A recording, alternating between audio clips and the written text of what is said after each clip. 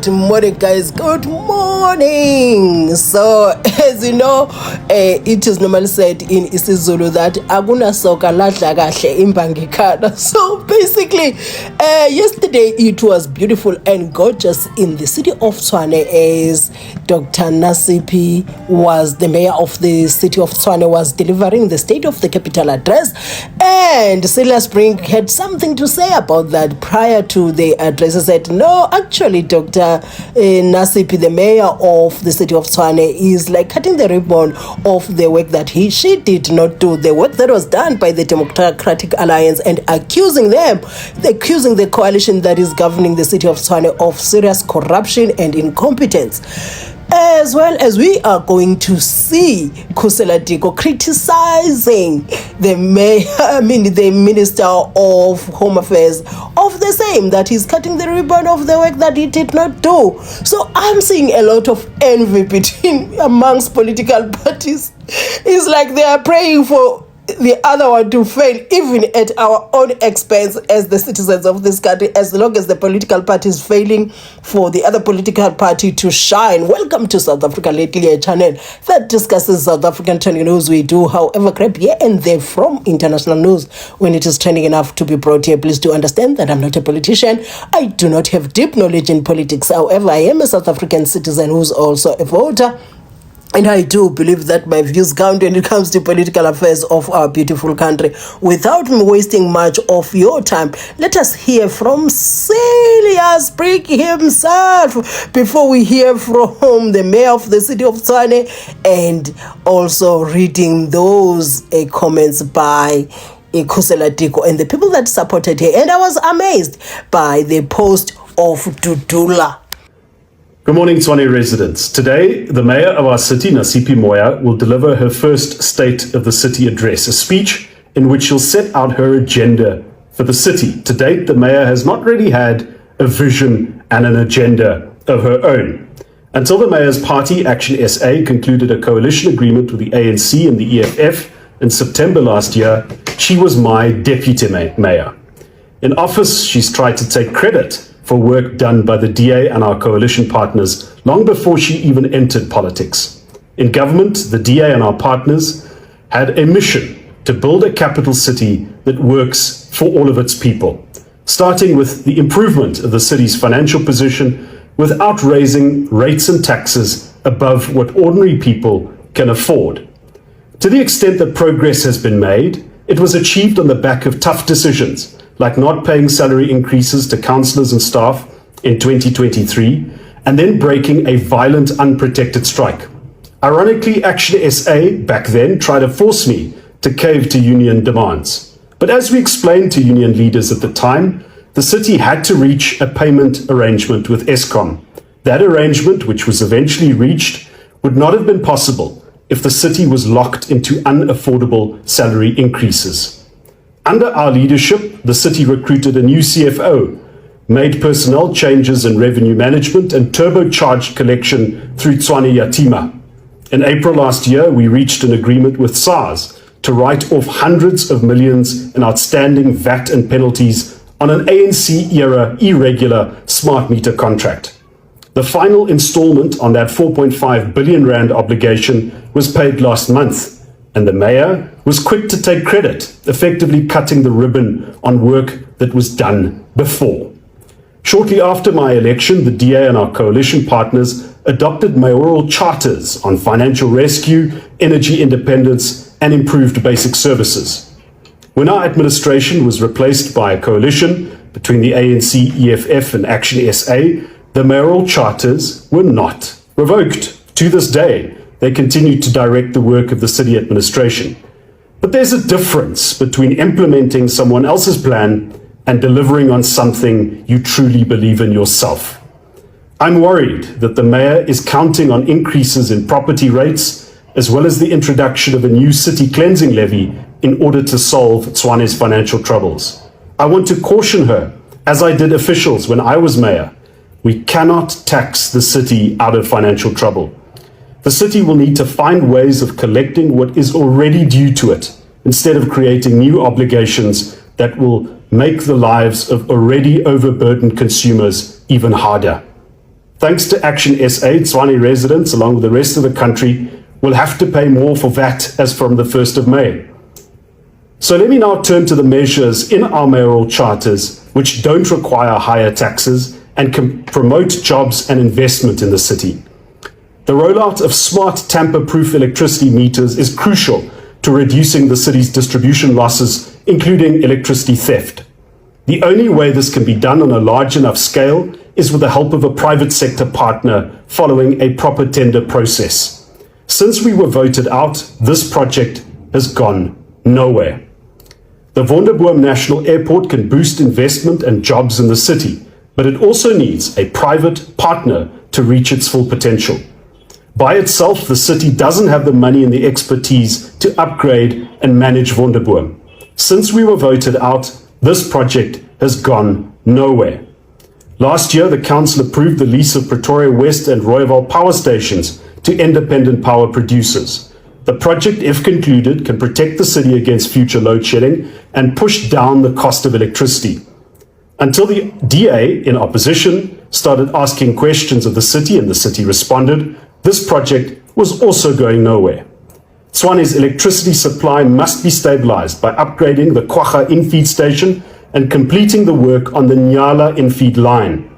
Surge protection must be restored in our substations to prevent them from blowing up, while smart technology must be deployed in place of so-called watchman services to protect water and electricity installations against theft and vandalism. But instead, the mayor, supported by her ANC-EFF senior partners, has spent this money on procuring more water tankers from private operators, as well as giving security companies more money. Money has been taken away from water and electricity teams, which has slowed down response times. And as we speak, Tshwane is hit by a spate of electricity outages. This has affected areas like Watloo Industrial, where thousands of businesses and jobs are on the line. Turning to water, we know that people want water from their taps, not tankers. We also know that the money which has been spent on tankers can go a long way in installing infrastructure that can deliver water in people's taps. If completed, the Hammanskraal Clean Water Project will liberate people from water tankers and save the city 60 million rand a year. Now, many residents don't have water and they don't have water tankers. And the question is, where has the money gone? We also know that stationary guards, the so-called watchmen, are the most ineffective way of protecting the city against vandalism and abuse. We need technology and armed response like the private sector. But as with water tankers, the mayor and her coalition has decided to increase spending on watchman services by 103% compared to what was budgeted at the beginning of the financial year. One of the companies that benefits from this has links to the ANC Deputy Mayor Bonzo Modise. While the mayor says that her deputy will be investigated, she has not responded to the DA about the terms of reference of this investigation. When the mayor was elected in October last year, Modise, later to be elected her deputy, warned her that if she steps out of line, the ANC will remove her.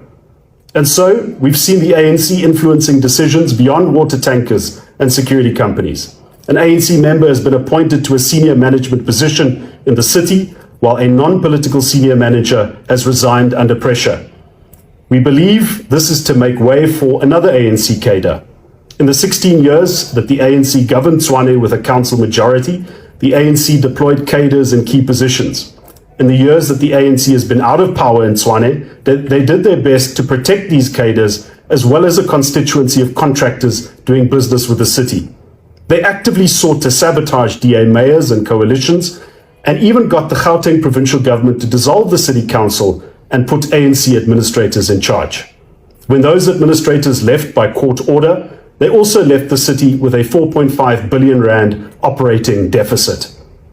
It is this cadre state and the network which my colleagues and I sought to smash when we were in office. It requires courage, integrity, and a clear agenda to promote the common good of the people of the capital city. Voters will have their say in next year's local government election. But in the meantime, it is important for the mayor to check in with reality and not to knowingly do lasting harm to the capital city and its people. Residents of the capital city, we've reached the point where there's public participation on the city's budget. The mayor wants to introduce a new tax in our city called the City Cleansing Levy, despite the benefit of already higher property rates. We are opposed to that. As the DA, we've put a set of proposals on the table to improve the city's financial position without straining residents who are already suffering a cost of living crisis, who already have to pay higher VAT thanks to Action SA and the ANC as from the 1st of May. We want you to attend the public participation events, to send the emails, to protest against this new tax, and to demand that progress be made on key projects in your area, projects that will stabilize the electricity supply.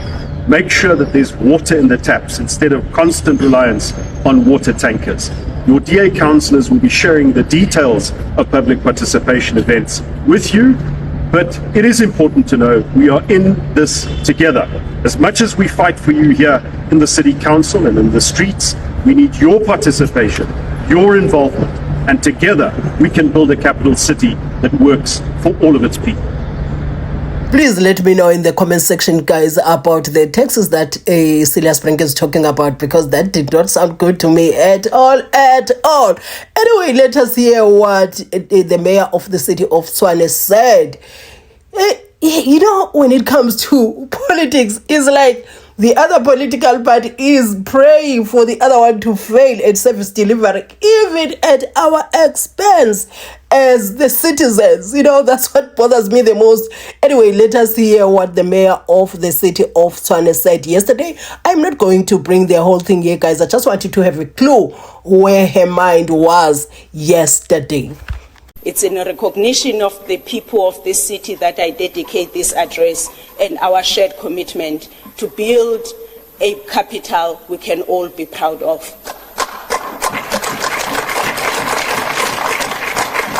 Fellow councillors, this is our capital, our pride, and together we can make progress that leaves no one behind.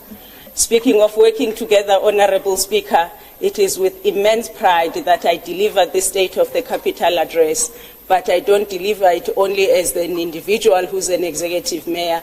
I deliver this State of the Capital address on behalf of the multi-party coalition government that is made up of the ANC, the EFF, Action SA, AIC, DOP, PA, ATM, and GOOD.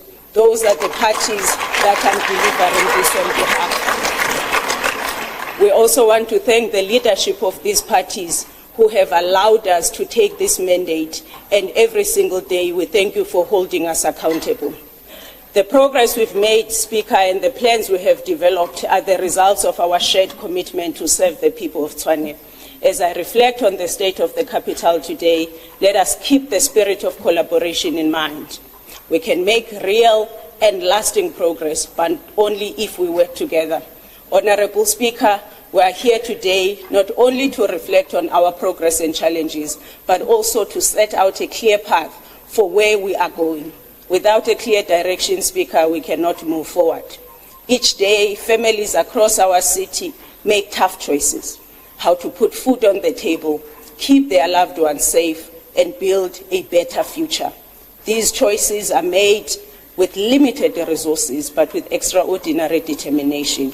It is with these residents in mind that we have a vision to build a Tshwane where investors have confidence, tourists feel welcome, students feel safe walking to class, pensioners know they are supported, young people have access to sports facilities, and every resident gets real help when they visit our customer service centers. Speaker, this vision has shaped 6 priorities that guide our administration. The first being the financial stability and revenue enhancement. The second priority being economic revitalization and investment attraction. The third priority is infrastructure development and service delivery acceleration. The fourth priority is a safe and a clean city. The fifth being social services and community well-being.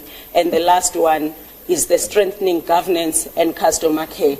Speaker, those are the 6 priorities that I will be sharing with you today. 2 weeks ago, we tabled a credible, fully funded draft budget, the first since 2022. Speaker, we are proud to report that our cash reserves are projected to reach 2.86 billion rand in the 2025-2026 financial year. This marks an important step towards financial stability, with our liquidity coverage improving from 23 days to 43 days over the next 2 years. Our debtors book has also seen a meaningful reduction. In just 1 month, it dropped from 29.6 billion rand to 25.58 billion rand, a 13.56% decrease. This is the result of 2 things, Speaker: stronger revenue collection and the implementation of targeted debt relief for residents who need it most through the debt relief scheme introduced earlier this year. And thank you so much to the Deputy Executive Mayor for leading us on this charge. And as Leon Schreiber was launching the technology child to actually monitor our borders, but I'm still having a problem with this. What is so difficult about fixing the borders? First, let them be in order, then introduce technology. You introduce technology on top of a mess. Guys, what is going on? Hey, no, it is only them know that what they are doing there. You see, I've since stopped frustrating myself about such things because I have no control over, and they're just doing what they want. So I'm going to allow you to watch what the minister said yesterday. It's a very short clip, and I'm going to be reading to you what Khusela Diko and others said. Yo, child, okay. Like this, we just need one political party to win and win clean, because like this, ourselves. It is a step that is based around our commitment to digital transformation. What you see before you in terms of the devices that we will showcase a little bit later is concrete proof of the fruits that follow when we commit ourselves to using technology in smarter and more effective ways. We have really said right from the start that using technology is the only way that we are going to make up for shortfalls, whether those shortfalls be financial, whether those shortfalls be in terms of human resources. And today we are going to demonstrate to you what we mean by that. And we are going to, I believe, send a very clear message about the capabilities of the Border Management Authority as a law enforcement entity, and about the huge progress we are making in securing the border environment. So we will get to the fun part a little bit later. Before we demonstrate the technology, the Commissioner will take us through the operational plan for Easter, where these tools will now be deployed for the very first time. And we will see the fruits of the deployment of these devices at that point. Now, we have already piloted some of this technology that we are showcasing today. And I'd like to start with the unmanned aerial vehicles, or the drones. So what we did over the December period was to cooperate with the Department of Agriculture, Land Reform and Rural Development to pilot the use of these devices and measure the impact that they have in the port environment and in enhancing the capability of government to prevent, detect and deter illegal crossings into South Africa. A few months ago, I stood at this podium and we announced the data that came out of those operations. What we saw was a 215% increase in the number of attempted illegal crossings by undocumented persons that were prevented. And we even were able to showcase thousands of instances where the use of these drones actually led to apprehensions directly. In other words, they enabled the detection of someone trying to cross the borderline, the deployment of BMA officials and resources, and then the arrest and direct deportation of those individuals. So what we were able to do in December was to prove that the concept works. We were in 5 different port environments with our partners from agriculture, and that was a very valuable opportunity for us to actually demonstrate the value of this approach. But today, I would say to you, ladies and gentlemen, and fellow South Africans, is at a whole different level. Because what we are announcing today, first of all, is the Border Management Authority's deployment of its own drone technology. And the device that we have on display here is one of 4 of these devices that will be deployed for the first time as part of the Easter operational plan. I want to say to you that they say dynamite comes in small packages. Do not be deceived by the size of this drone. I think it is one of the most advanced that you will find in the country at the moment. These drones will now be deployed, as I say, at these 4 different border posts, but it's important to emphasize that they will be moving around. So there are 4 of these devices, but as soon as the Border Management Authority receives indications that they are needed at other ports of entry, they will be moved to go and work all across the country at all ports of entry. I'm very excited to also be able to share with you that we are investing in our people. The Border Management Authority, through this project, is showing that it's not only about the technology, it is about the human resources and the culture shift that goes with that if you are going to use these tools to maximum advantage. That is why we are training 8 drone pilots. There will be 2 per device, and they will work in shifts to make sure that we have around-the-clock usage and detection in the port environment. It will be a very intensive training program. There will be weeks of in-class training. There will also be in-field training to make sure that we have the best people operating these devices. The other good news... maybe the new party, when it takes over from the party that was governing before them, they need to recognize that we're taking over from this one. They will continue, because also Leon Schreiber, they is speaking like it's a concept that came with the DA as they entered into the GNU. So Khusela Diko said, Comrade Minister Motsoaledi, this gentleman is launching things daily that have taken time, effort and dedication to bring to this point. He comes tail end to cut the ribbon. Must be nice.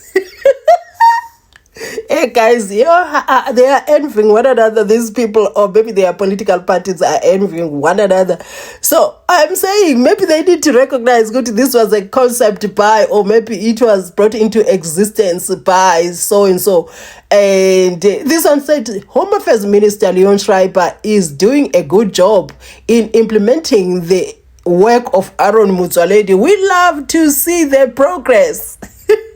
There's a certain message within that, like, you know what, we are doing a great job, all right, but this did not come from you. I'm letting the public know that this was done by Dr. Aaron Motsoaledi. You see, we get entangled in situations that we didn't create, like now the battle of political parties, which is involving envy. So they're also sharing articles, high-tech to plug loopholes at porous borders. There are some articles as well that talk about Dr. Aaron Motsoaledi when he was talking about drones, speedboats, and whatnot. So it is what it is, man. The envy is real. This one says, Home Affairs, Eye in the Sky, Minister Leon Schreiber has announced that the MPA will now have drones and body cameras to clamp down on corruption. Credit must be given to Motsoaledi, who came up with this idea. Yeah.